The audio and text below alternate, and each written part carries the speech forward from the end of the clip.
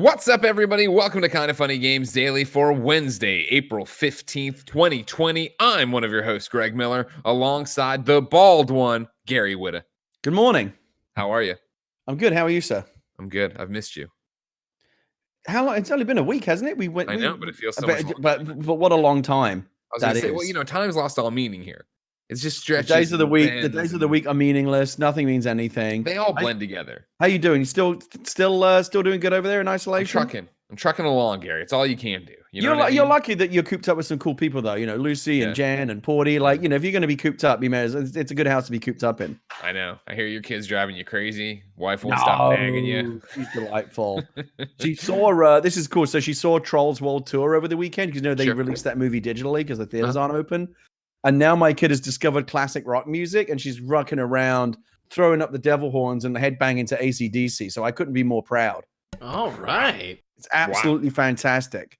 That's why you get into being a parent, right? That's my God, it's the best. It's the best. All right. I'm proud of you. Yeah. But I'm also proud of the news. It turns out Fortnite's getting delayed. Wait, what? The Cooking Mama drama is still getting weirder, and things are maybe getting better at Rockstar. We're going to talk about all this and more because this is Kind of Funny Games Daily. Each and every weekday on a variety of platforms, we run you through the nerdy video game news you need to know about. If you like that, be part of the show. Patreon.com/kindoffunnygames. Over on Patreon.com/kindoffunnygames, you can give us your questions, your comments, your squad up requests. You can watch the show ad-free. You can watch it without any, I already said the ad thing. You can watch it with the post show that we do exclusively each and every afternoon or whatever. But more importantly, you can just support us. However, if no bucks toss our way, it's no big deal. You can watch live on twitch.tv/kindoffunnygames. If you're watching live on Twitch, hey, do you have Amazon Prime? You have Twitch Prime. Give us that free 30-day subscription. Of course, you also have a special job. Go to kindoffunny.com/you're-wrong and tell us what we screw up as we screw it up so we can set the record straight for everybody watching later on youtube.com/kindoffunnygames, roosterteeth.com, and listening on podcast services around the globe. Housekeeping for you. This afternoon, Wednesday, 4/15. That's right, April 15th. I am streaming the Division 2 raid with Fran and some best friends. It's all benefiting the American Cancer Society. You can watch live, twitch.tv/kindoffunnygames. More importantly, you can donate and support me as I represent the University of Missouri in the American Cancer Society College Streaming Tournament. We have made it to round 2. I need your support at kindoffunny.com/Mizzou. Of course, like I said, you can come watch live, though, twitch.tv/kindoffunnygames. And then, also in housekeeping here, Gary, right before this, you were doing your Animal Crossing stream. Yes, I stream every morning, 9 a.m., twitch.tv/Gary Whitta, Animal Crossing Mornings with Gary. It's been a huge hit. Yeah, it's changed your life, I heard. It's changed a lot of people's lives, Greg. Exactly. Now, you said you sent me a cool gift, though. I sent you a gift. It's something that Adam Nickerson sent to me. And when I saw it, I thought of you immediately. And so I thought the best thing that I could do is pay forward all the love that Adam was showing me. And I've said, I feel like you would appreciate this item more than I would. So I've sent it to you. It says, "Dear Greggy, when I saw this, I thought of you, from Gary." Also, I appreciate it. It's Gary with an exclamation mark. Your name, Yes. It was because you said Gary. It's not just from Gary. It's from Gary. A raccoon figurine. Just bear in mind, you're a little bit out of focus now since you held the switch up to the camera. Yeah, I'll fix that in a second. Hold on. I want to see what this raccoon's all about, though. Oh, dear Lord. Oh, yeah. I love it. That's going to become a key piece of my island. Oh, hold on, close it. Take your keyboard off. I know. I switched it around, you got all. Oh, I like it. Your avatar looks very much like you. You've done a good job there. Thank you. Yeah, it's me in my final form, of course, in my Ghostbusters uniform. If you want, Greggy, there's a beard for sale in my Able Sisters store today. You want me to send it to you? No, Gary, I have the beard. I was one of the first people to find the beard there in the Able Sisters stores, and the problem is it just doesn't look right. It doesn't look right? Okay. It looks, I don't know if it's the, cartoon kid visuals of Animal Crossing, but I look like I'm my avatar. I look like I'm my Animal Crossing avatar in the alternate evil universe, like when in the Star Trek when they go in there they find evil Kirk or whatever. Mirror universe, Yeah, it just doesn't work for me, and I can't do it. I don't know why, like in the facial options, like when you go to a mirror and you can change up your look and your hairstyle. Do they not have beards available there? No, like not facial hair? You have to find them. You have to find them because they're like masks or whatever. Because again, you're all weird kids living with animals. It makes no sense. Yeah, I suppose. Greg, do you think maybe you should shave your beard off so that you match the character? You're only gonna play this for what, like 3 more months? Him running around, being with the other kid. Wait, what's gonna happen in 3 months? Well, I'm saying you're probably only gonna play this for like 3 more months. Kevin sounds like someone who's never played Animal Crossing in his life. You were the one saying you thought I'd play it for a year. Well, no, I mean, but like in this manner, where you. I've already started tapering off where I'm not. It's like that's what I'm saying. I mean, it's still playing every day. You get 3 months of slowly tapering off until it'll taper off, but like you'll at least check in on your island every week, for the turnips and stuff like that. I want to make sure you got to get your turnips. You got a KK slider. Why does everyone talk about turnips all the time? Kevin, I've tried to explain to you several times, and I'm not going to waste any more time. All right? Okay. Did you download the Division 2? Oh, I fucking forgot. hate you. Thank you to our Patreon producers, Mohammed, aka Momo, Al Tribesman, the Predator, it makes no sense, and Blackjack. Today we're brought to you by Hims and Quip, but I'll tell you about that later. For now, let's begin the show with what is and forever will be the Roper Report. Time for some news. Hit me with some news, Greg. I've had my head down. I have no idea what's happening in the gaming world. 5 items in the report. Oh my god. I didn't like that. Kevin, am I distorting?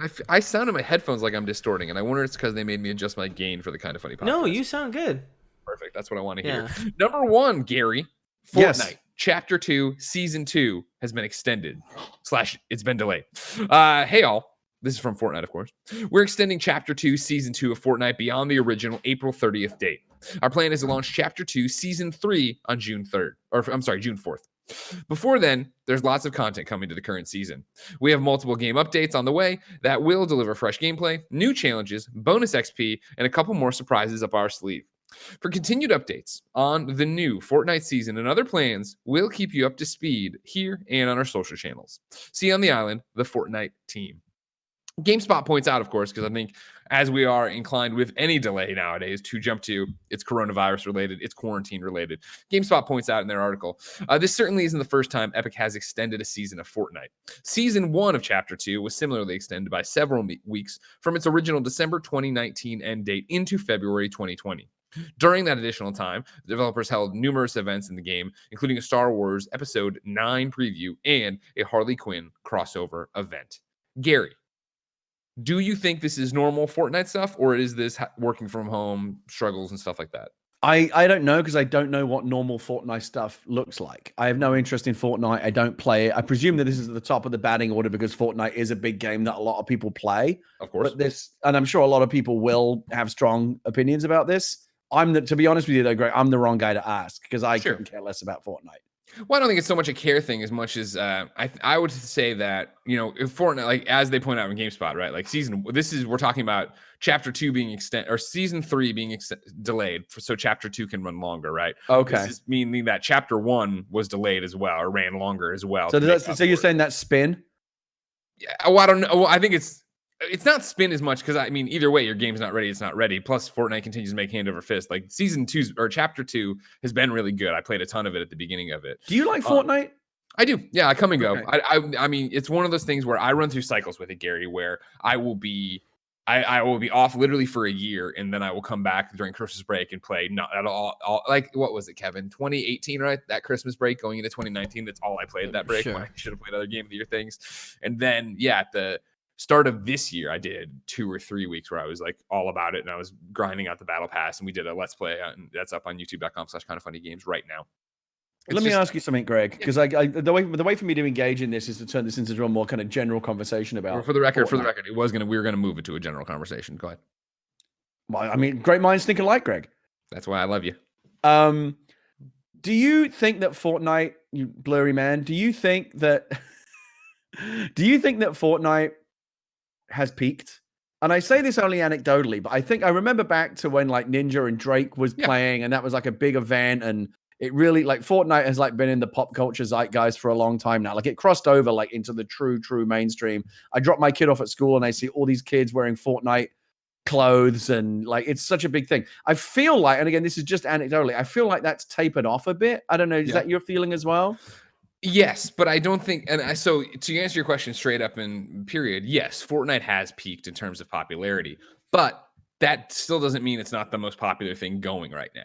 I just think it's not that. It's similar to what yesterday. I don't know if you saw, Imran tweeted out about, hey, it's interesting to see how many people have turned on Animal Crossing in our. And I hit him up, I'm like, what are you talking about? Like, I haven't really seen that. Is it the Bunny Day stuff? And he's like, well, that matched up with people just talking about, hey, I feel like I've done everything there is to do in this game. And I was like, oh, I haven't seen that much, yada, yada, yada. And so when I was having dinner with Lucy, I mentioned to her, like, hey, have you seen this anecdotally? And she's like, well, no, but I've definitely seen the hype where, come down. It's not where it was. And I'm like, oh, well, of course not. Obviously when it first launched, that first week, it was all anyone was talking about streaming, right, doing anything with. And now it is, more of a, okay, cool, this is life with Animal Crossing. And I think that's the same thing with Fortnite, where Fortnite was this snowball tumbling down the hill, getting larger and larger and larger. And I mean, like, as they just pointed out, right? Like when the first chapter of season 2 got extended, we had a preview for Star Wars built into it. We had a Harley Quinn event built into it. Like, right now, it's one of those things, like, Fortnite had to delete itself and turn itself off of everyone's machines for it to be news, like, to be really big. Like, holy shit, look what Fortnite's doing news again. Like, that means you're the biggest fucking thing in the world. You're the biggest thing in gaming. Like, if you have to, like, turning off your game. Yeah, those kind of pop culture crossover events, like the Star Wars thing, like when they have bands do concerts there and things like that. They've done a great job of creating these events. And just when you feel like Fortnite is going off the boil, they come up with something new to kind of refresh it and get it back into the conversation again. And that's great. By the way, I didn't see Imran's tweet because I don't follow Imran on Twitter because he doesn't follow me. And I'm extraordinarily petty. You're one of these types. All right. Yeah. So, but I'm glad that you were able to kind of forward that to me. No problem. I'll keep you posted. I'll give you Imran Twitter. If Imran says anything interesting, let me know. So no, it's like, I think Fortnite, yes, I think has peaked in popularity, but I think it's still the most popular game going. And I know there's an argument. Oh yeah, I mean, even Fortnite at like 50% of its power is still, very and that's powerful. The thing, I think it's just that we all, and I mean this in a good way, I guess, whatever. It's normal. It's just normalized that Fortnite is there and always there and awesome. And I'm the same way of, I'm not all talk on it, right? I'm all talk on a lot of things. Oh, I was going to platinum Metal Gear Solid 5. Oh, I'll get back to Persona 5. All that shit. I'm fucking all talk. But Fortnite was the one where I go through these, monsoon seasons of playing it and then stay away for legitimately a year and then come back. And that's a good way of putting it, monsoon season. Like, so it's a lot all at once, but it doesn't last. Right. It's all I want to play. It's all I can think about. But it still works that I keep my ear to the ground about it. And when there is a cool skin, right, when they've dropped the Batman stuff and Catwoman stuff, I went and bought all that and didn't play any of it, right? I gave them the money and it just sat there. And then, when I came back, that's all I played as or whatever. Like, I think I still struggle with it in the adjustment period of having these games as service that are going to go on for not forever, but for a long time. And for me, not only how I played games, I think before I got in the industry, but I mean, like, not that I remember that, but being 13 years here, right, in what my job is and what I think of myself as in terms of, I don't know, being a critic, a pundit or whatever, like, it's always on to the next thing. So it's still weird for me to go back to old things or stay on things a long time. Today we're doing, like I said, the raid and division. It's like crazy that I'm still able to put that many hours into the division and that the division keeps updating to make itself relevant. And there's something for me to go do. I'm just waiting. The number one, I know it's my number one hobby horse, but as soon as they add cross save on the division, I'll be back. Okay. But I want to play on my PC and I want to play on PlayStation with you guys. Once Ubisoft gives me the opportunity to do that, I will be back in. But no, it's it's like Animal Crossing is the same thing, right? Like, everyone's playing it right now. I think Animal Crossing still is peaking, and I think it will continue to peak. You think it's going to get bigger? I don't know. I think. What does peaking mean, I guess, to you? I mean, it'll continue to be at the level that I don't think it's going to taper off until the lockdown ends, basically, because it's the ultimate lockdown game. Like, you get to escape into it's a game where you can actually go outside and hang out with friends, which we can't do in the real life in real life right now.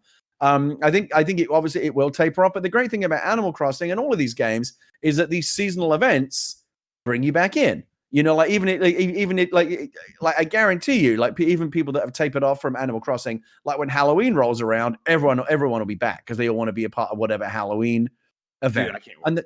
And we as Halloween, my favorite holiday, like, this right? It's gonna be. I can't wait. And I'm back in the days of Warcraft. Bury me some candies or whatever. Give me some. I can't wait. Go trick or treating, and there's gonna be all kinds of spooky events. I love it. I used to love, like, Warcraft at Christmas time. Yeah. Like, I just love those seasonal events. And even that I think is the point, is to bring it back to Fortnite and in Animal Crossing in the same vein, right? Because we're talking about similar things. That will bring people back, but it will never bring it back to its peak. It will never bring it back to when it was the hottest thing in the world, right? I think that's right. Because even when Fortnite, before they started chapter 2 here, right? And blew up their world and sucked everything into the hole. Right. Even that was newsworthy and cool, but I didn't see that many. Oh, I shouldn't say that. I guess the people that I played with, I didn't see that many go, man, when they start season 2, I got to jump in. I got to go see what it is. It was, that's a really cool thing. I'll pay attention to it, but I'll see if I ever get to it. It's really, really hard for a game like Fortnite or any game to sustain dominance over the long period in a world in which there's always a new bright shiny object. Like right now, Valorant is the bright shiny object. Right. Everyone's playing that. That's extremely popular, and that's a direct competitor to Fortnite. Now, whether or not it's any better or worse than Fortnite, I don't know. I haven't played it, but what I do know is it's the new hotness, and everybody wants to check it out right now. Yeah. But yeah, I think what Fortnite is doing very cleverly is what all of these big games are doing now, is that everyone's falling into this. There's a season, there's always a new refresh. They're constantly providing new content, constantly, building up to new events. It's like WWE, right? Like not everyone watches it every week, but everyone likes to watch SummerSlam and WrestleMania and the big events, and video games are now turning into these kind of calendar driven experiences, which I think is great. Yeah. So, I mean, I don't think Fortnite will ever get back to the top where it was, but I think it's still obviously the biggest thing going and does all these crazy things. Back to this question that I asked you a long time ago. I think it's probably a little bit of column A and a little column B of like they fell behind on what they wanted to do in chapter 2, season 3. God, it's confusing trying to remember all this shit. But also, working from home, I'm sure fucked everything up, but it also doesn't matter. Everything's getting delayed all the time now. So who cares, Gary? There's nothing to play. I hear you. I hate it. No, I'm kidding. There's tons of play. Number 2 on the Roper Report, though. Let's talk about the Cooking Mama drama getting even weirder. We're going to read from James Batchelor over at GamesIndustry.biz. But have you kept up with this, Gary? Have you heard about Cooking Mama? Is this the crypto thing? Yes, but no, it turns out. So if you remember, so tell me. If you remember, they had talked about Cooking Mama Cookstar coming out. It suddenly came out and then got taken down. Then there was no reason why that had happened. Everybody didn't know. Then there was a rumor that the reason they thought it was the fact that it was because of this crypto thing. And now we have a real reason. So now we're going to read from James Batchelor at GamesIndustry.biz. Japanese games firm Office Create has clarified the confusion of the release of Cooking Mama Cookstar and is taking legal action against its publisher, Planet Entertainment. The Switch game was recently released in the US, Europe, and Australia, although listings were quickly pulled from stores, including the Nintendo eShop, and physical retailers listed it as out of stock. Initially, there were rumors that this was connected with blockchain functionality and accusations that it used the Switch's hardware to mine cryptocurrency. But the developer, First Playable, stated this was not the case. Now, a statement from Office Create reveals the release was unauthorized, and it terminated Planet Entertainment's license to use Cooking Mama's IP on March 30th. It is, quote, evaluating all legal action against Planet to protect its IP and customers. Quote, unfortunately, the quality of the game builds fail to meet the standards that our customers expect and deserve, the company wrote. Office Create rejected a wide range of deficiency affecting the overall feel, quality, and content of the game. Yet, despite being contractually obligated to correct the identified deficiencies and resubmit the corrected game for Office Create's approval, Planet proceeded to release Cooking Mama Cookstar without addressing all of the rejections and without Office Create's approval, end quote. Office Create terminated the license due to, quote, Planet's intentional material breach of the license contract, and notes that the publisher continues to promote and sell Cookstar in willful violation of Office Create's rights.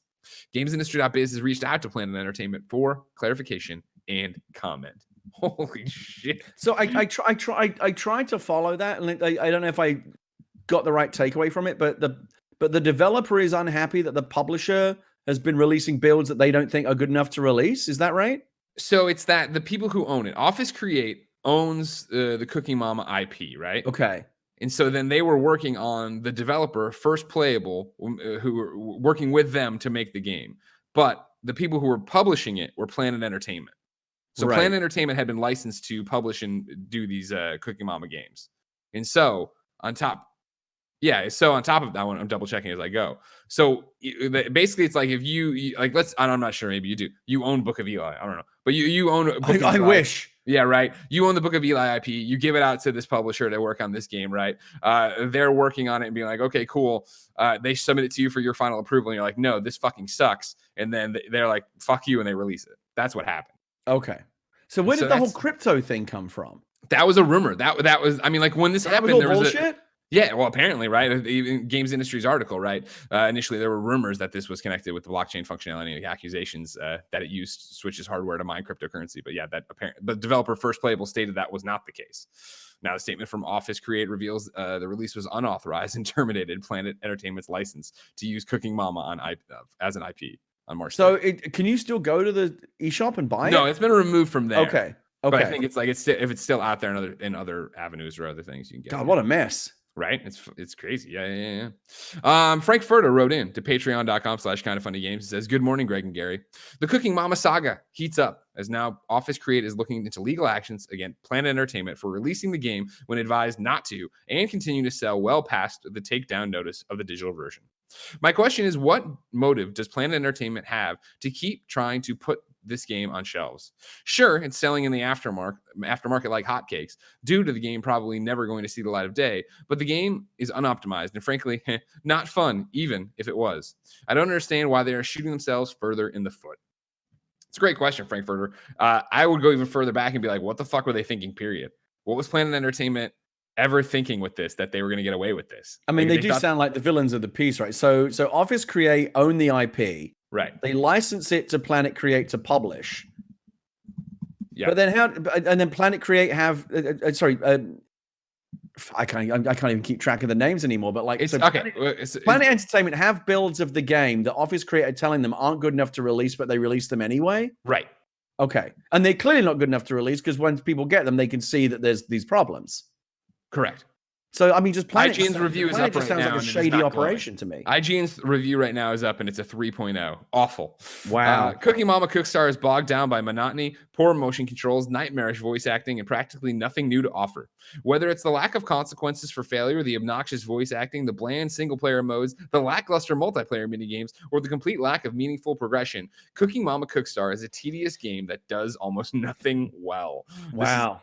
The write-up from Travis Northup, by the way. That's a shame because Cooking Mama is a really well-liked franchise, so this is kind of a stain on its reputation. Well, totally, and I think, honestly, yes, everything you just said is true, and that's why so many eyes were on this in a weird way, where I think, dozens of games come out to the eShop every week, and I don't think people would notice if they got pulled down, nor would they be headline after headline. Yeah. But it's the fact that there is an affinity, for myself included, for Cooking Mama, right? That people love Cooking Mama. And so it coming out of the blue, what is this game nobody really knows about, gets people excited. And so you can see, I think, to some extent, both sides of this, where Office Create obviously is sitting there going, we have a reputation to uphold. We know we have a fan base. We need this game to hit certain levels of quality. You're not allowed to put this 3.0 awful fucking game out, right?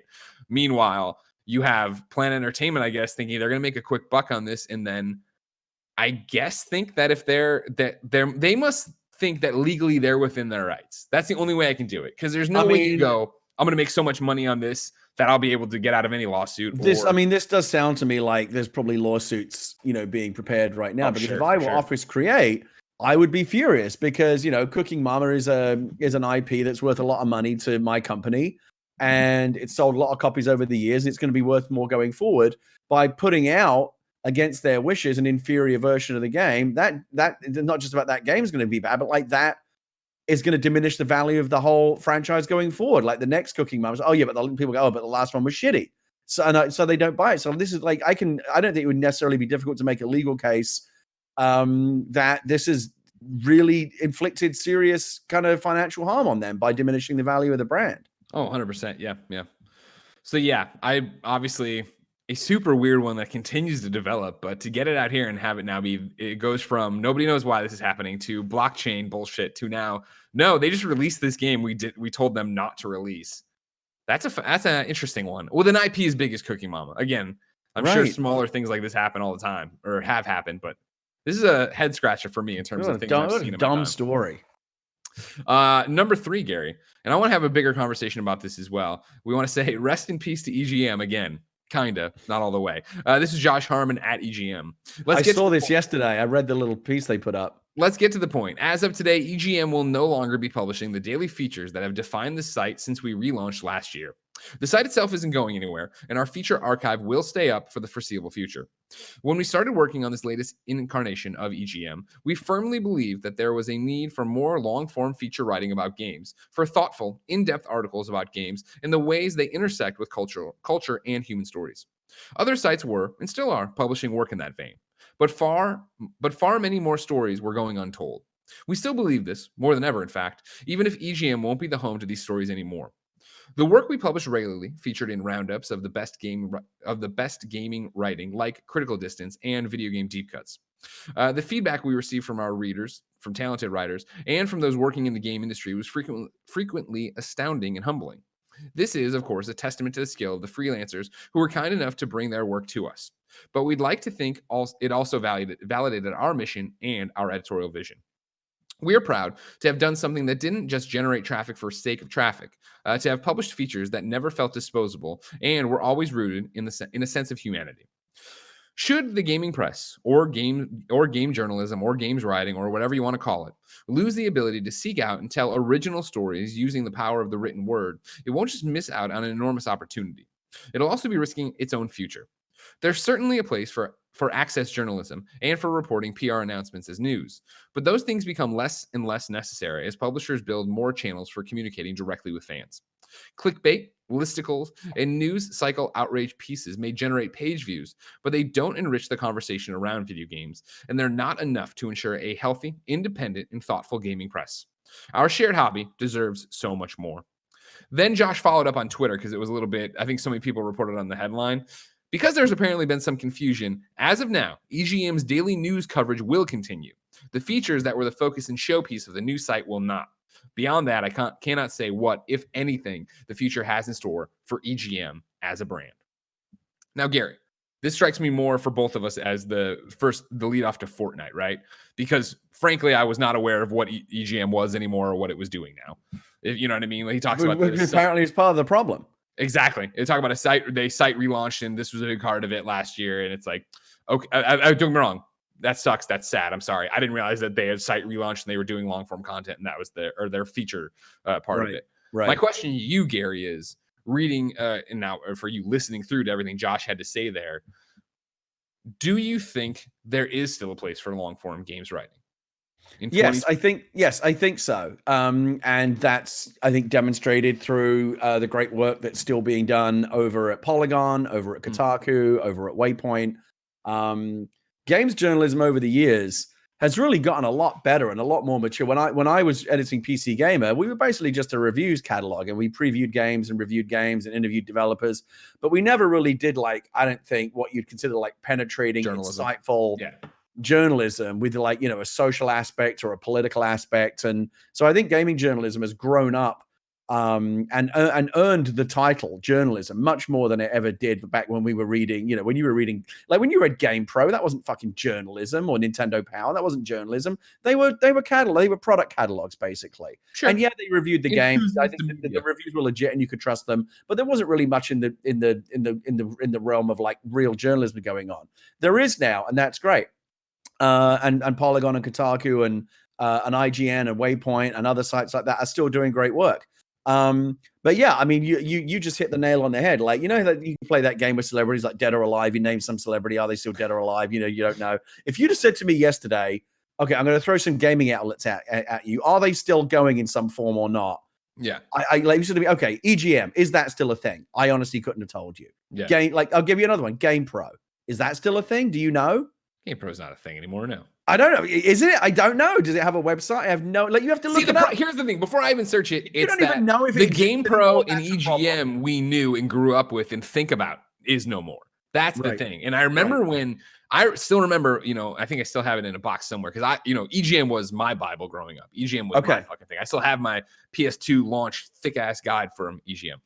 I remember when EGM finally kicked the bucket and they put out their final magazine, and I got that at IGN, and I was like, holy shit, like, this is crazy. And then I remember when EGM Now came around, and I then remember all these soft reboots they've had a million times, to the point of like, no, EGM's not in my, you know, search bar in terms of where I would go look for it. And so, like, with a name like GamePro, like, I can't imagine nobody's picked that up to do anything with it, right? Like, are you Googling it right now? It goes to PCWorld.com now. So there you go. Yeah, so GamePro's dead. Yeah, so they snatched that up and shoved it in there. I mean, it's a sad one for me. I didn't grow up reading EGM or GamePro the way that a lot of American kids did. I grew up reading Zap64 and Commodore User and Crash and CNVG and those kind of magazines. We had different magazines in the UK, but I understand their historical importance. Like, and you know this, Greg, as well as I do. Those magazines that we read when we were kids, they were really meaningful to us. And I still think back really, really fondly. Those were how we connected to the world of games.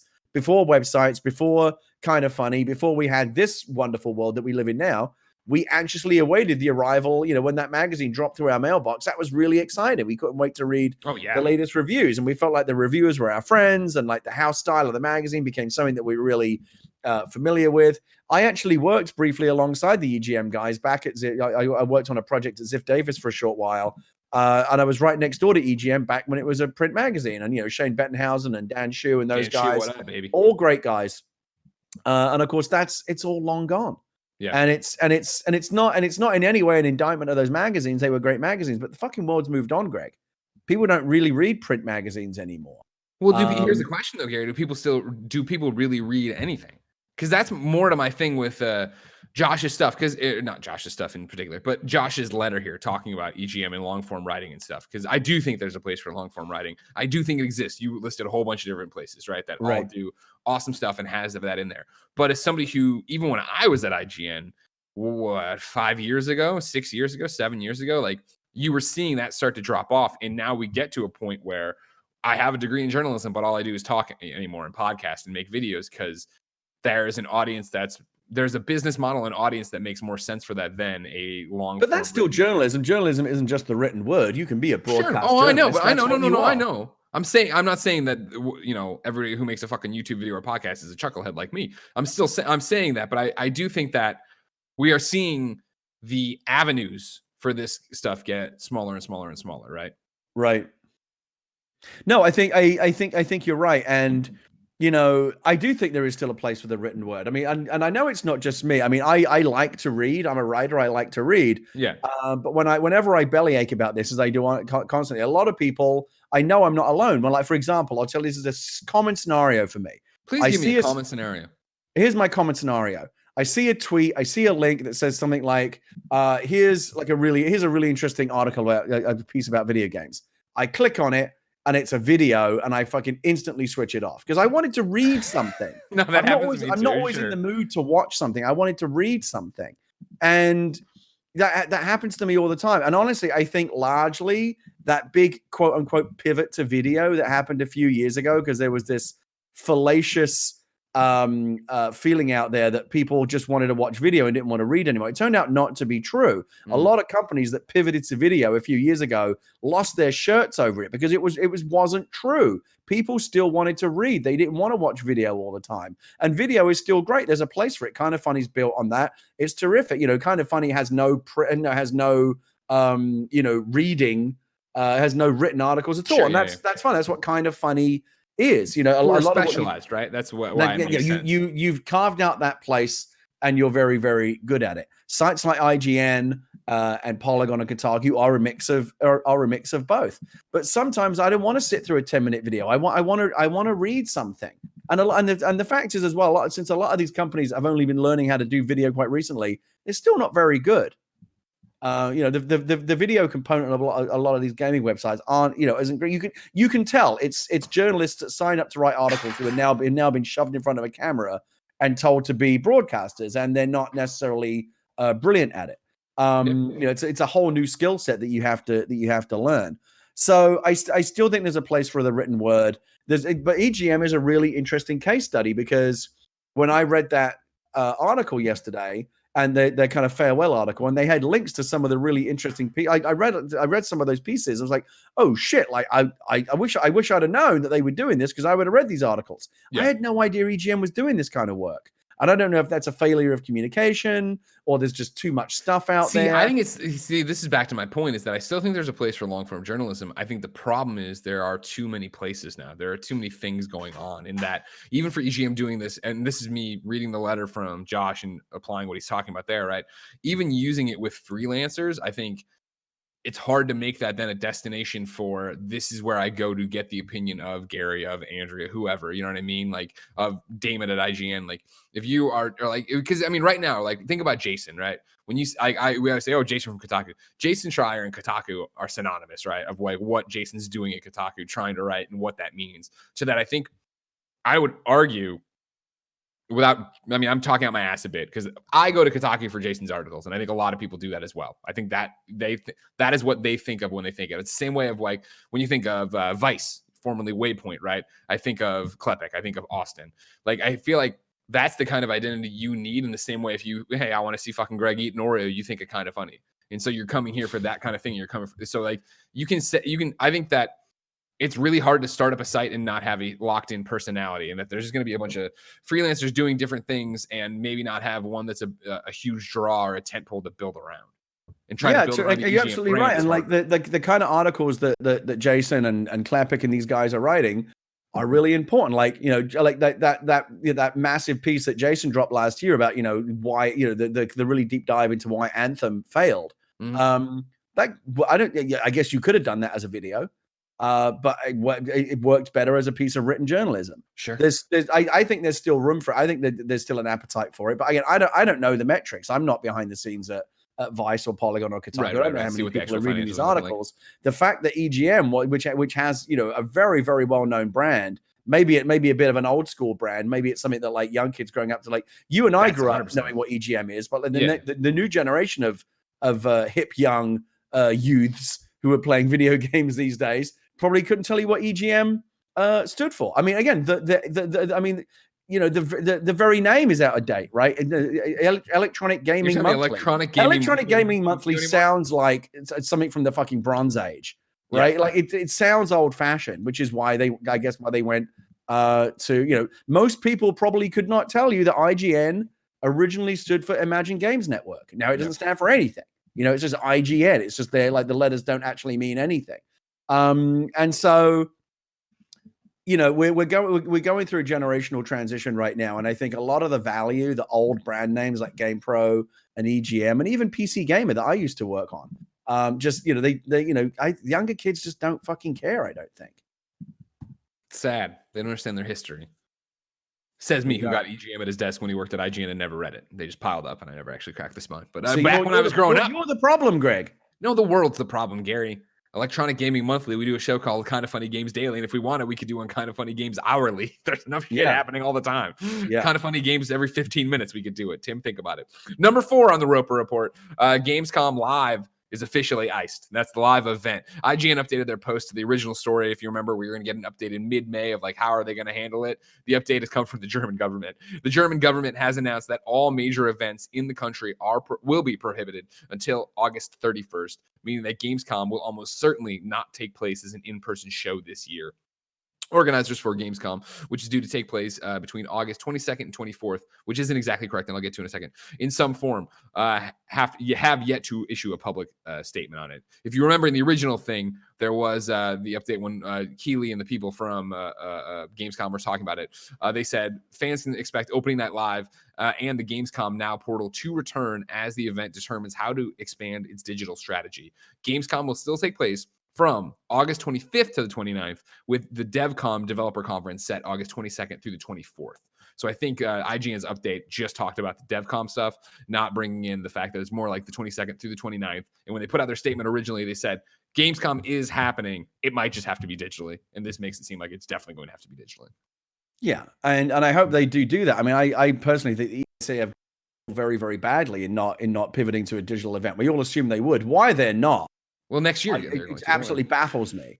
But yeah, and look, anyone over the past few weeks who thought that Gamescom was going to go ahead is a big dummy. Just like all the people that thought E3 was going to go ahead or arguing that it should go ahead until the very last minute. What it was they weren't seeing that was blindingly obviously to the rest of us, I don't know. But it is blindingly obvious to everyone at this point. This isn't really news. You know, if something's inevitable, is it really news? Right? Yeah. It's something that had to happen. Why it took this long to happen, I don't know. What were people like Trump just miraculously hoping this thing would fucking go away overnight? You know, like, come on, that was never going to happen. Get real. The idea that any event like this would take place is fantasy land at this point. And this is when the media outlets have to step in. IGN's got this event coming up, Summer of Gaming, where they're stepping in and basically doing the ESA's job for them. The Kind of Funny games. This is like Kind of Funny Games Showcase. This is where those kind of events can step in and provide the kind of content that, frankly, the ESA should be doing. I really would love to talk to the people at the ESA and say, why aren't you doing anything? Because like, your job is to put on E3 every year. Because everybody hates us. Nobody wants to work with us. Nobody wants to. Why? What encourages? Then why do you exist? What's the point? Ding, ding, Gary. Let's see what happens. Let's see how E3 looks next year. That's it. Ding, ding, ding. There you go. Do you think there's a realistic chance E3 is just done? Like, it'll just never come back? It's always so hard to say because it's similar to EGM. Even when EGM was done, it came back three times now. Like I think that even if E3 and the ESA close up shop, I think next summer in the normal time period, there would be something. And I don't know who's doing it. I don't know how successful it would be. I don't know how big it would be. I don't know if it's in LA. I don't know any of those things, but I think E3 as we know it, is probably donezo. I think a lot of, we've talked about this a lot in the broader kind of social context, hopefully sooner rather than later, but it'll be a while, but we will eventually go back to something like normal. But it won't be the normal that existed before. It'll be a different normal. Like many things are going to be changed irrevocably. It's weird to think that, we're living through history right now, Greg. People will be talking about this in 100 years. Yeah. And, we're living through it.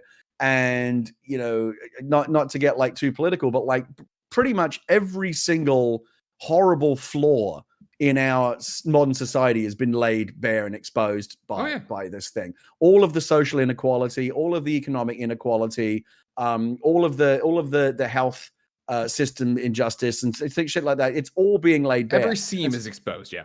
Every seam is exposed. And so when this is over, it really behooves us as a society to recognize that and start fixing this shit. Now, just in our little corner of the universe, we're now asking ourselves the question, do we know? Do we really need E3? Like, we got by without it just fine because IGN and Kind of Funny and other outlets stepped in and basically did a better job than the ESA. Well, it's not even us. It's just, that's the biggest thing is like, I say E3 is donezo, right? Because I do feel it's going to be this thing of, Ubisoft and everybody, every other developer under the sun and publisher, and then people banding together. All these people are going to band together, make digital events, and be like, oh man, this actually was great. This was easier, and we had a more control, and we got the message right to our people, and everybody loved it more. Right. Yeah. Okay. Why would we pay thousands of dollars to the ESA to go to the LA Convention Center to be just a major? I feels like a major dereliction. And frankly, the ESA have been going downhill, and you agree, Greg. That to me was bleeping you left and right. History will regard that as the beginning of the end. The day that they crossed Greg Miller.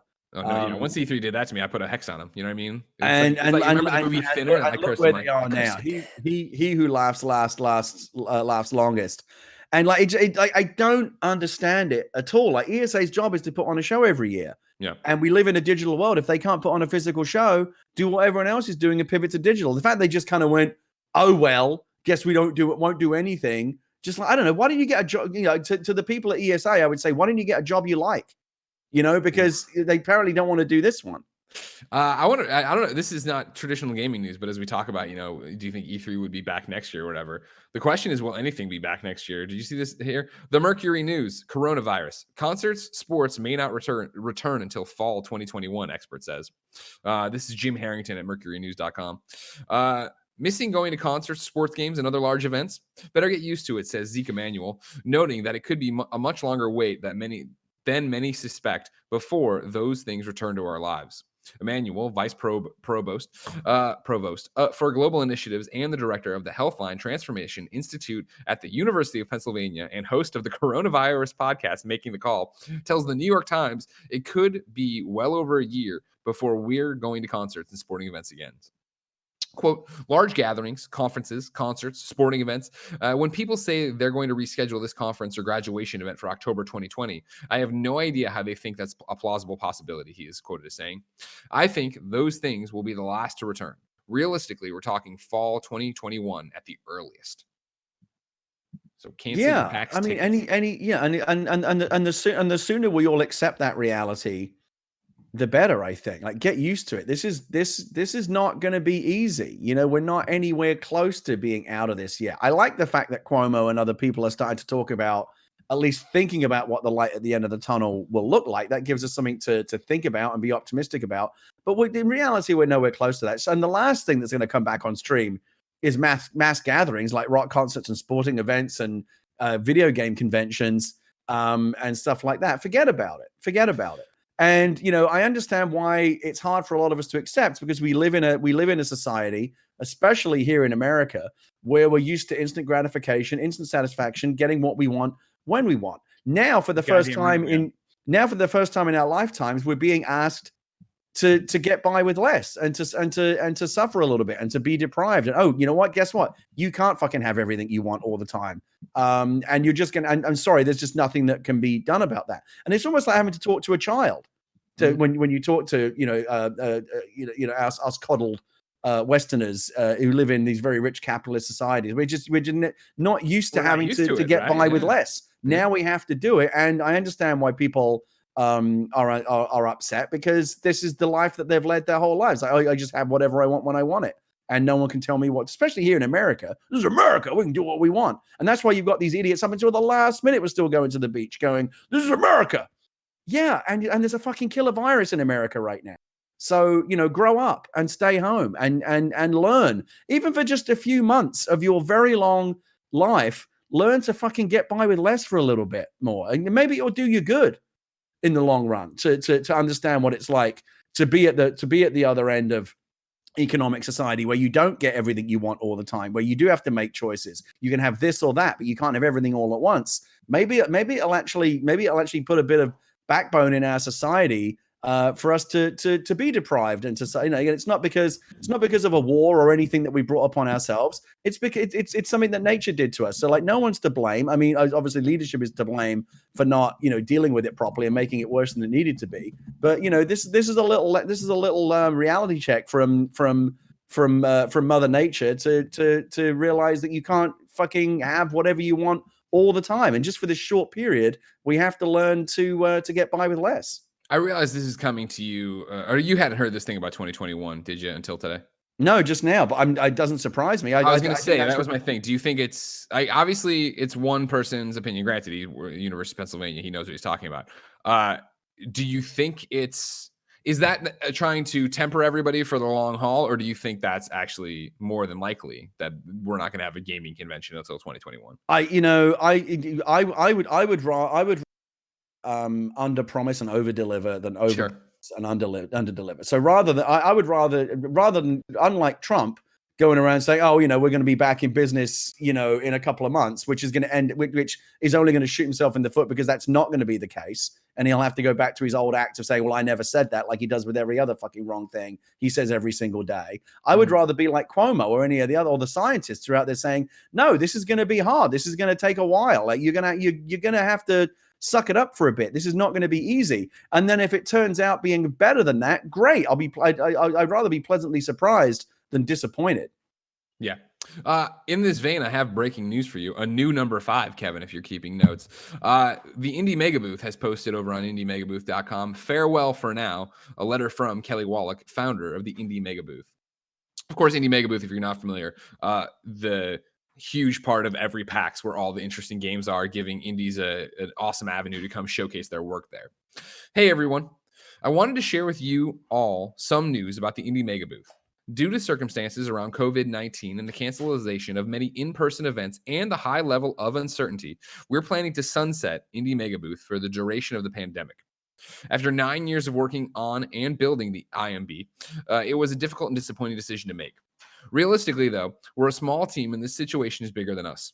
Our primary focus right now is to stay healthy and safe through the COVID-19 situation that it's unfolding. The IMB team will stay on for this month to give a bit of softer landing and to help support the Steam sale we've been organizing for early May, which we're now affectionately calling Going Away (for now) sale. My hope is that the Steam sale will provide an opportunity for you all to discover some great games and to create an opportunity for folks to pitch in and say thanks.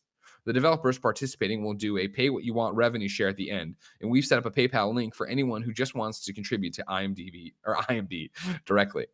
The proceeds will be used to wrap up our financial obligations, set aside some money for maintenance, and help support the transition. Think of it as a thank you for our work in the past and to help us land on our feet. I've poured my heart and soul into building this and am constantly humbled and honored by our community and the games industry, which has been so welcoming and supportive. It's been an incredible journey, and I can't believe that all of this was even possible in the first place, let alone for 9 years. Although this is really sad, I want to celebrate all the good we were able to do together and the impact we all had on the indie scene as it was expanding and changing over the last decade. The best way to help support IMB right now is to help us kick off the end of this era with a bang during the Steam sale and send any love and happy memories our way. I'll be keeping the alumni list, mailing list, Discord, and social media channels alive while we're in hibernation. But this work will not be as active, since I'll be the only one maintaining things for now. Looking forward to the future and hope everyone is staying safe and healthy. Much love, Kelly in the Indie Megabooth team. Super sad, Gary. Yeah, it's kind of a bittersweet story, isn't it? I mean, it is ultimately, but it's tinged with this, like, there will be light at the end of the tunnel. They're doing what they can in the meantime, the Steam sale and other things that they can do digitally to kind of keep, the pulse going. Yeah. To keep the heartbeat of this thing going while, like you said, while it's in hibernation, life support, whatever you want to call it. They'll be back. And like I said, this too shall pass. But yeah, in the meantime, it's really, really sad. My heart really goes out to indie developers and indie publishers who don't have the kind of infrastructure and financial resources to weather this the way that the big AAA companies do.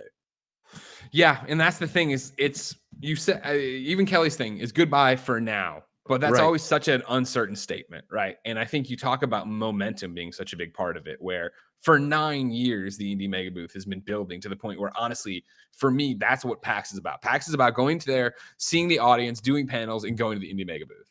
I'll swing by PlayStation's booth to say hi to developers or people working the booth that I know and, buy a t-shirt, but I'm usually not there to see those games because I've seen them usually at another show. It's about going to the indies and seeing these new things and seeing who is on the stations for that day. Like, that's such a big part of it. That's always my favorite part of PAX let's talk about PAX specifically. When I was at PAX West last year, you walk around, Sony, Microsoft, Nintendo, all the EA, all the big mega companies that, but there's no, and it's nice to see that. So, but there's no surprises there. You know what they're going to be showing. But what my favorite part of going to a show like PAX is going into that little, that crazy little kind of Diagon Alley of the Indie Mega booth, where you never know what you're going to find. It's, oh, what's this? Like some little game you've never heard of. Like you can all these wonderful little discoveries that you can make. I discovered a bunch of cool little games. I'm going to blank on the name of it right now, but there was a little Steam game there, and it was a maybe someone in chat can remind me because I thought about it at the time. It was a dating game, but it was a dating game for seniors, and it was about finding love again, like in a seniors rest home. And it was just this really, really cool little sweet idea. And it was a really fun little game. And I thought it was delightful. And like dozens of little discoveries like that, these kind of games that don't have the marketing budgets to break through to the mainstream. When you go to Indie Megabooth, like that's the biggest thing for me, the biggest difference. Sony, Iron Man V. That's cool. I knew you were showing. Like I knew it though, because there's no big surprises at these shows. Go to the Indie Megabooth, and it's like going to like a cool, like kind of Middle Eastern bazaar or something with all these different stalls and, oh, what's this wonderful flavor, this aroma over here? What could that be? I get to try some exotic food I've never. It's called Later Daters. Leah just remembered it's called Later Daters. That was the senior dating game. Really, really cool. That's a great name. Later Daters. And I would never have known about that game if I hadn't gone to Indie Megabooth. And there are so many other games like that where you get to sample and try all these kind of crazy exotic foods that you otherwise would never. Yeah, you can go to McDonald's whenever. Everyone there. There's no surprises for you at McDonald's. Sure. But when you go to the Indie Megabooth, you get to try all these kind of weird, different exotic flavors that you never would have tried otherwise. Well, and that's the thing is, I worry, even if they're going to come back, I worry about how this fucks up the momentum and what they've done, right? And are they ready to come when PAX decides they're ready to come back? Is Indie Megabooth ready to come back? And do they have to spin back up? Because I mean, they had a team working on it, right? So if it's Kelly running it by herself, that team is inevitably going to move on and do other projects, not have as much time. Their life changes. You get back in here, are you going to have the same amount of space? Are you going to have the same developers? Even if they can't get it and they don't have as much room, that means less indie developers are actually at the Indie Megabooth making their game. Like, Right. I don't get me wrong. I know, of course, we have to talk about every time we talk about anything related to coronavirus. This is the ripple in our world when there are literally people dying right now from it. I get that. I'm not trying to say this is apples to apples, but as we talk about this on a game show, I think it's important to and not to minimize it at all, because you're right. In the broader context, this is a smaller issue than people dying. But look, this is like we're here to talk about games, and we care about games, and indie developers are going to get hit really hard by this, and in our little corner of the universe, that matters. Yeah. Number 6 on the Roper Report. This is another breaking item that is kind of bullshit. I would have told you already, but I saw the chat light up with it, and I saw your wrong light up with it. Amazon France has posted a whole bunch of fucking shit that's making the world flip out. Wario64 has put them all up. He has Persona 5 Royal listed for PC on Amazon France.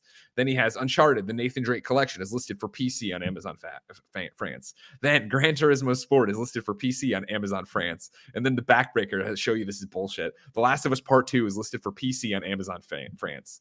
PCGamer.com, doing the real work out there, has a quote from Sega. This is Wes Felton. Sega says Persona 5 listing for PC on Amazon France is an error. The actual quote is, I reached out to Sega about Persona 5 Royal, who told me, quote, that listing is an error and we're looking into having it taken down and how it happened.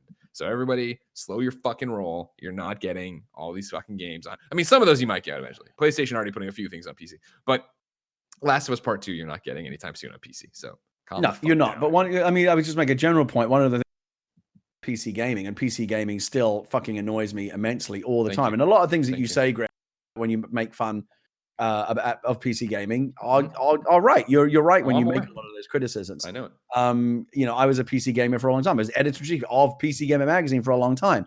But because I play a lot of PC games, I'm also in the position to know that PC gaming can often be a colossal pain in the asshole. Of course. Having said that, there are some really great benefits, and I won't get into like the technical stuff, but one of the things I love about PC gaming is that the PC platform is removed from the traditional console wars. Like if you have an Xbox, you're never going to play Death Stranding. If you have a PlayStation, you're never going to play Halo. But on PC, you can play both because they will bring those games to you. Just a few years later, and you can play all those games you want, right? All you have to do is sit there through another fucking TurboTax and a Minesweeper, maybe a couple fucking. No, and the new Halo is day and date on PC and Xbox. So.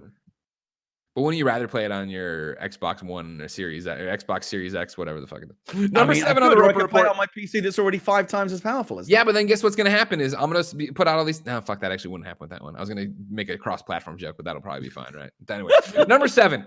We'll go quick on this one. Pokemon Go is adding remote raid passes. With a remote raid pass, an upcoming new item, you'll be able to join any raid battle you can see on the nearby screen or that you can tap on the map. Only one remote raid pass will be required to join each raid, and you'll be able to hold a limited amount of remote raid passes at a time. There's more on this, obviously, but we're running late. If you know Pokemon Go and you care, look into that. Of course, this is, again, Niantic and Pokemon Go being a game that encouraged you to wander the streets with strangers, now pivoting to, fuck, how can we keep you playing this game from the safety of your house? And again, it is cool to see them coming in and making concessions and making changes and trying to stay relevant in a world right. drastically changed around them. I hear you. Gary. Yes. I can't wait to tell you about what's coming to mom and grop shops. But first, I want to tell you about the sponsors. Ladies and gentlemen, if you didn't know, you can write in and be part of the show at patreon.com/kindoffunnygames, where you can also get the post show each and every weekday, and you can get the show ad-free. And speaking of ads, Greg Way, this episode of Kind of Funny Games Daily is brought to you by Hims. You know Hims because we talk about it all the time, ladies and gentlemen. Hims has been a supporter of Kind of Funny for a long time. That's why we want you to support them. Hims, of course, is a one-stop shop for skincare, sexual wellness, and hair. That's what Andy and Nick use it for. They noticed their hair was thinning. They reached out on forhims.com. They talked to a doctor confidentially, discreetly, on their own timetable. They didn't need to go to a waiting room. They didn't need to make an appointment. They didn't need to get across town. They just set up a time on forhims.com, talked to a doctor. The doctor, went through their medical history, looked at what they needed, said, hey, what's up with this? And Andy was like, I play a guitar. And he's like, that's not relevant information right now. Instead, though, the doctor prescribed them medication to treat hair loss. Of course, Hims connects you with the real doctors online, and you save hours and all this different stuff. You answer a few quick questions, doctor will review, and if they determine it's right for you, they can prescribe you medication to treat hair loss that's shipped directly to your door. Right now, our listeners can get started with their first month free. Go to forhims.com/gamesdaily. That's forhims.com/gamesdaily. Prescription requires an online consultation with a physician who will determine if a prescription is appropriate. This offer is valid only if prescribed. 3-month minimum subscription. Additional restrictions apply. See the website for full details and important safety information. Remember, that's forhims.com/gamesdaily. Up next, it's Quip. Quip, makers of the electric toothbrush, want you to know there's one single discovery that matters most for your dental care. It's simply this: if you have good habits, you're good. That means brushing twice a day for 2 minutes, flossing regularly, and no matter what brand you use, taking care of them chompers. Kind of Funny is a Quip family. I have it. Tim has it. Jen has it. Joey has it. Gia has it.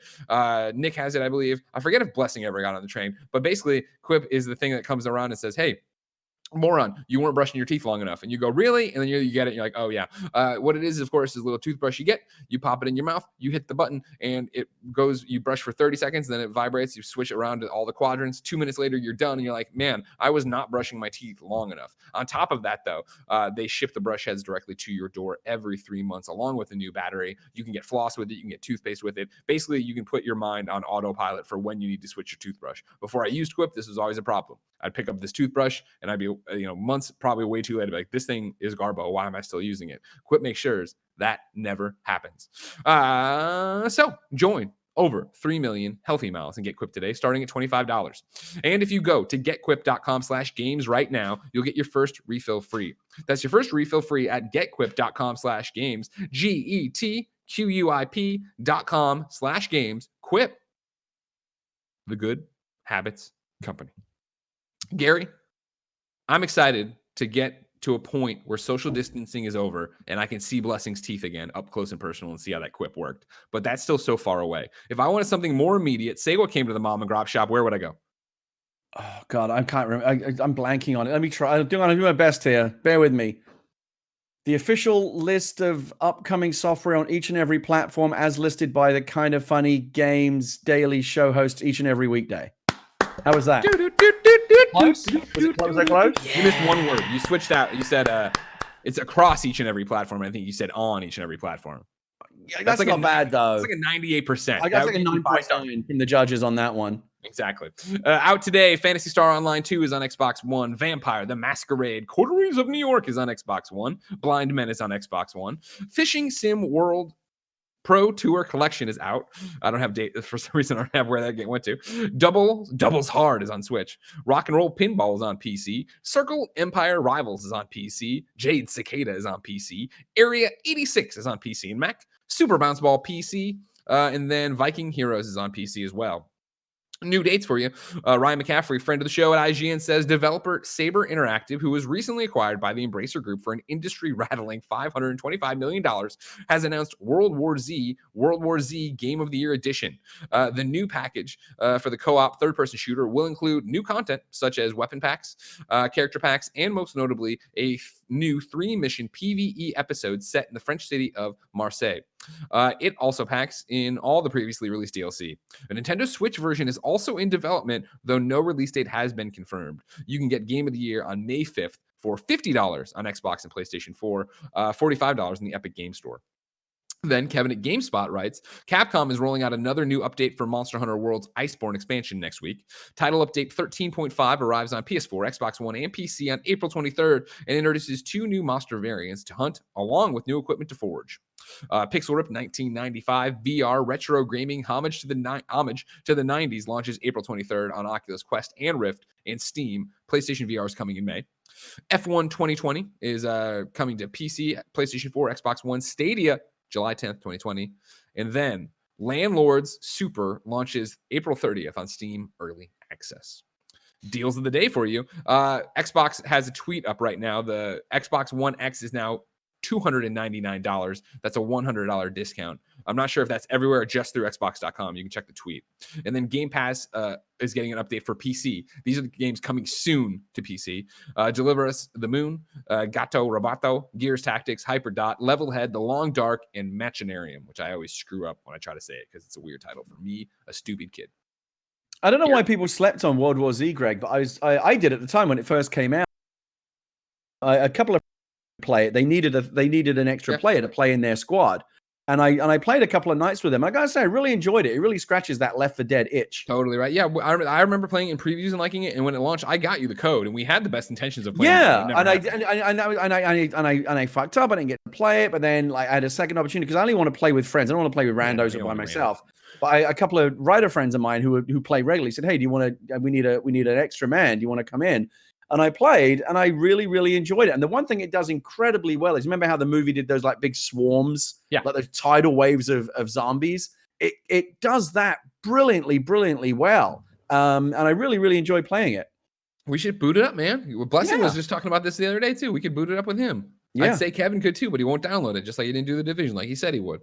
But this is a great segue to Squad Up, where one of you writes into patreon.com/kindoffunnygames, give me your name, username, platform of choice, and why you need help in a video game. I read here, the best friends come and find you, and everybody plays games together. Today, Grayling Thibodeau. No, it's Thibodeau, right? Thibodeau needs help on the Xbox. He puts in parentheses, the best box. His gamer tag is MS98 or you can get him on Activision at Grayling, #1435799. Good morning, Gary and Greg. I was recently laid off last week, so what better time to squad up with some best friends in Call of Duty, Modern Warfare, or Apex. I'm available at all random hours because of the whole not having a job and whatnot. Thanks and have a blessed day. Everybody hit up Grayling if you want to play some games on Xbox. Again, Activision code Grayling, #1435799. That reminds me, I actually got to get back into playing some Warzone. That game really got its hook. And then Animal Crossing, right up until that point, Warzone was the most fun I had playing a first-person shooter since PUBG, and I haven't played PUBG in like over a year. Really, really, really liking Warzone a lot. Okay. Played some with Snowbike Mike. Really good fun. Gary, I have a required reading from you. Of course, it's from Jason at Kotaku. Headline is this: 18 months after Red Dead Redemption 2, Rockstar has made big cultural changes. Of course, Jason reported on all the trouble and the crunch and all that stuff at Rockstar back when this was happening. Now he's got an update here. I pulled a more, his intro is recapping all of it, so I'm jumping into the article and giving you just a couple graphs. Again, Kotaku, go check it out. Now, however, the climate appears to be shifting at the long-running game studio. Interviews with 15 people who either work at Rockstar or left within the last year paint the picture of a company that's changing in significant ways. As one Rockstar staffer described it to Kotaku, management seems to now be set on, quote, running the company like a company. Rockstar declined to provide an interview or comment for this story. Quote, it does seem like a healthier culture overall, said a second Rockstar developer. We'll see in a year or two if I'm pulling my hair out, but it does seem like we're moving in the right direction for being a company the size we are, end quote. Even today, with production slowed down and staff working from home due to the coronavirus pandemic, the company's management seems to be saying the right things. Quote, they keep emphasizing that it's normal to not be productive and our focus should be on our health and taking care of our families, said a third Rockstar employee. So definitely a required reading, obviously. This is what people always talk about this, like, oh man, like what Jason's, kicks over all these rocks. And obviously Cecilia too, with her riot coverage, they do all these different things. Like, does it actually matter? And here you see, like, it actually matters, right? If we sound the klaxon that there's trouble, it can lead to positive change, apparently, obviously. Yeah, I applaud that. And again, it's one thing to say that they're doing it. It's another thing to do it. Hopefully, again, this is why gaming journalism matters. Hopefully the likes of Jason and the other journalists out there will continue to monitor that and keep their feet to the fire and report back if it turns out that they're not doing those things. It's a real issue. I mean, even companies like Naughty Dog that I thought of as one of the good guy developers. We saw these reports recently that they've had big issues with crunch and issues with their company culture, and it's rife. It's everywhere. And it needs to change. And this is one of the reasons why real gaming journalism matters, because if the media doesn't hold them accountable, do you think they're going to hold themselves accountable? No, nothing will change until they're kind of shamed into doing it. So good for Jason and good for Rockstar if that's indeed what they're doing. Ladies and gentlemen, it's time for You're Wrong. And so our people watching live on twitch.tv/kindoffunnygames, go to kindoffunny.com/you're wrong and tell us what we screw up as we screw it up. Gary, perfect show. As always, a perfect call, Greg. And although your wrongs were breaking news because so much stuff was happening, and I appreciate that. Thank you very much. Sometimes I don't do it because I want to hold it till the next news day. But these things with Amazon France, it all got resolved as we went. The Indie Megabooth was actually sent by my wife Jen back there somewhere. Yeah, it's a great show, Gary. Great job. You know what I mean? It's never. We never do a bad show, Greg. We're just too good. No, that's 100%. Effortless. We make it look easy. It's effortless. Now, put two other bozos on here and let and do what we make it. That's what I was gonna say.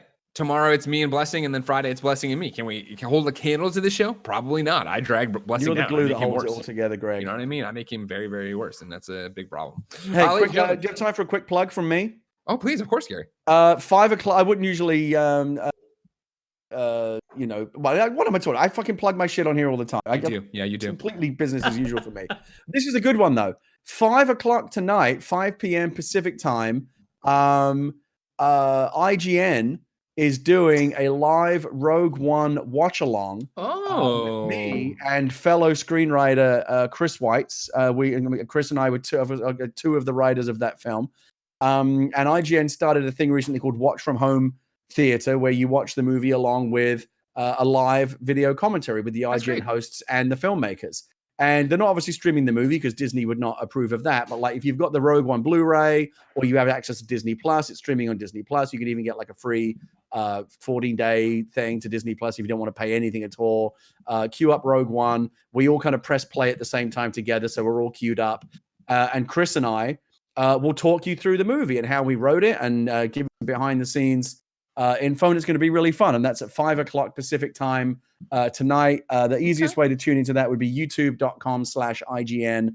On IGN's channel, we'll be doing that live watch along. And then immediately after that, I'll be doing my regular Twitch stream at twitch.tv/Gary Whitta. The hope is that once we're done, some of the IGN audience will come over and I'll do like an additional Q&A on the movie and also some of the stuff I regularly do on my stream, like, watch Russian face slapping videos and stuff like that. Yeah. So it'll be fun.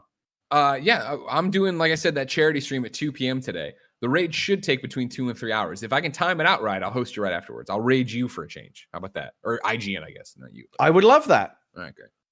Oh, ladies and gentlemen, I don't think you can raid a YouTube channel, but I appreciate. But they co-stream everything, don't they? I don't think they do. I don't think they have a Twitch. I'm not seeing it. I'm looking at the website right now, and it says watch it at IGN's channel. Although the last time I tried to watch one of these things on IGN's own channel, the embedded video player was fucking broken. So Fran left. He left with a piece of code. I know, right? And obviously it's all fallen apart since then. I moved to, but their YouTube channel works great, and they also have a thing called Cinefix. Cinefix's YouTube is also hosting it. Okay. But if you go to my Twitter, and I'll post a link to that sometime today, and you'll be able to find that link easily. 5 o'clock p.m. Today, youtube.com/IGN. Me and Chris Weitz will watch Rogue One, a Star Wars story with you and provide a live commentary track. Brilliant. Ladies and gentlemen, this has been Kind of Funny Games Daily. Remember, each and every weekday, we are live with the news for you. You can get on twitch.tv/kindoffunnygames. You can get on youtube.com/kindoffunnygames. You can get on podcast services around the globe, no matter where you get it. Thank you for your support. Consider sharing it with your friends, subscribing, liking, all that jazz. You can even go above and beyond and go to patreon.com/kindoffunnygames, where you can ask questions, get the show ad-free, and watch the post show we're about to record. Remember, I'm here at 2 p.m., twitch.tv/kindoffunnygames, streaming the Division Raid with Fran and friends. Gary, IGN.com at 5 p.m. Until next time, it's been our pleasure to serve you.